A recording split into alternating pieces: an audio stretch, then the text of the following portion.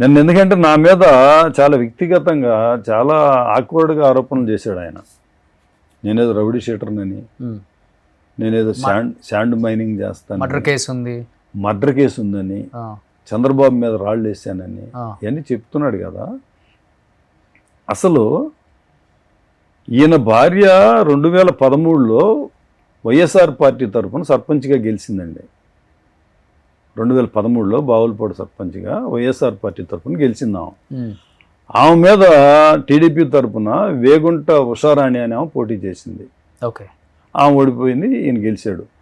అయితే 2014లో TDP government వచ్చింది, వంశీ గారు ఎమ్మెల్యే అయ్యాడు. ఈయన ఎమ్మటే ఏం చేశాడంటే, ఈయనకి పార్టీలు మార్చడం చాలా ఈజీ. అసలు మేమేంటంటే ఓ సిద్ధాంతం కోసమో లేకపోతే పరిస్థితులకో పార్టీ మారుతాం మేము. ఆయన అట్లా కాదండి, ఆయన వ్యాపారాల కోసం పార్టీ మారుతాడు. ఒక ఊసరబొల్లిలాగా మారుతాడండి ఆయన.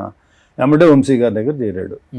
వంశీ గారి దగ్గర చేరి ఇక బావులపాడులో అరాచకాలు చేశాడు. సరే, ఆ సబ్జెక్ట్లో నేను పోవట్లేదులేండి, ఎందుకంటే అది అవన్నీ ఆరోపణలు. గన్నవరం నియోజకవర్గం, అవునండి.